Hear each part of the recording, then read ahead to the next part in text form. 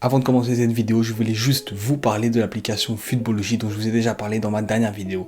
Cette application est un outil indispensable pour tous les fans de foot qui vont au stade. Il y a la fonctionnalité de ground hopping qui vous permet de planifier les matchs que vous allez voir lorsque vous êtes à l'étranger pour aller aussi à la découverte. Mais il y a aussi la fonctionnalité de base qui consiste à noter tous les stades que vous visitez et ça, peu importe la ligue. Les Wolves de Wolverhampton accueillaient l'étoffice de Rafa Benitez pour la clôture de cette 10e journée de Première Ligue dans un choc du milieu de tableau et c'est les hommes de Bruno Lage qui l'ont emporté sur le score de 2-1. Salut à tous la famille, j'espère que vous allez bien, c'est votre Galoza. On se retrouve pour un PL Life. Aujourd'hui c'est un match qu'on va appeler minime, un petit peu, pas forcément le plus gros choc de cette 10e journée, mais je me devais quand même de sortir cette vidéo pour être dans la continuité et c'est le match qu'on va débrief tout de suite.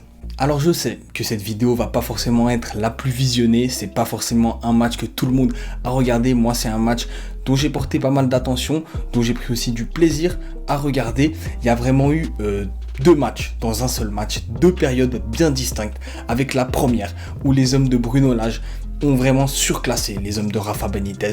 Ce 4-4-2 de Rafa Benitez qui était décimé, déjà beaucoup de blessés, Calvert-Lewin, Doucouré, en défense aussi au niveau d'Yeri Mina, on avait une équipe un peu remaniée, Bamin, je sais pas comment vous pouvez l'appeler, prenait la place d'Abdoulaye Doucouré qui a vraiment manqué dans ce milieu de terrain et on a vraiment vu une équipe désorganisée, totalement dépassée, des défenseurs qui avaient de la peine à défendre, qui étaient complètement déboussolés, à l'image du deuxième but de Wolverhampton, une grossière erreur de Ben Godfrey qui était lui sur le flanc gauche, habitué plus à la def centrale où aussi il a dépanné du côté droit et franchement même Holgate qui a eu de la peine à défendre sur cette erreur et n'a pas réussi à rattraper la bourde de son coéquipier et un milieu de terrain qui était vraiment inexistant en tout cas en première mi-temps.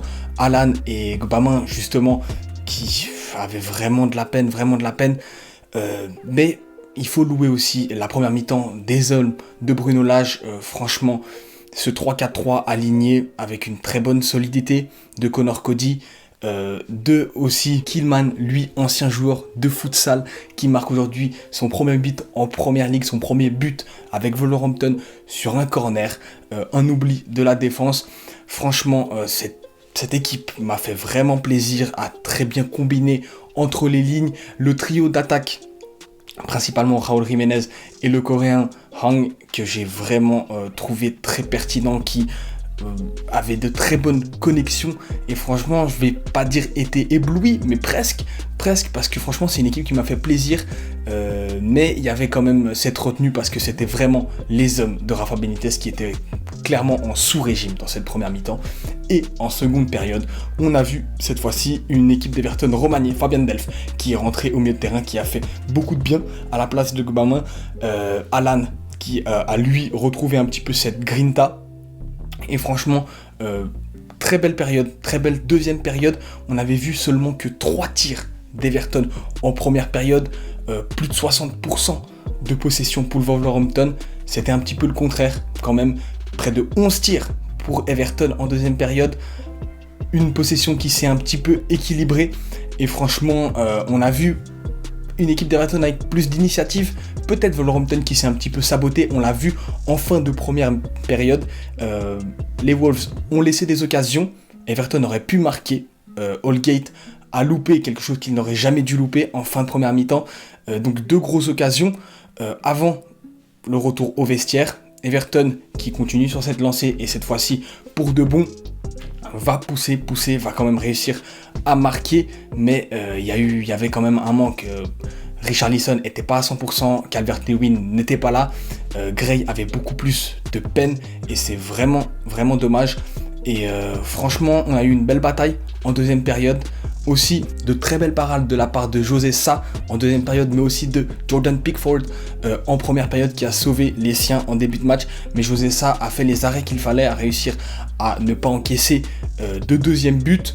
Mais je veux quand même louer la performance et l'entrée d'Anthony Gordon qui a vraiment fait du bien sur le flanc gauche à la place d'Axel Iwobi, qui n'était pas à la peine mais qui était en manque d'idées, on va dire. l'équipe d'Everton qui a vraiment souffert au début, qui a laissé les clés du jeu à l'équipe de Wolverhampton. Ça a été un petit peu, comme je l'ai dit, l'inverse en seconde période.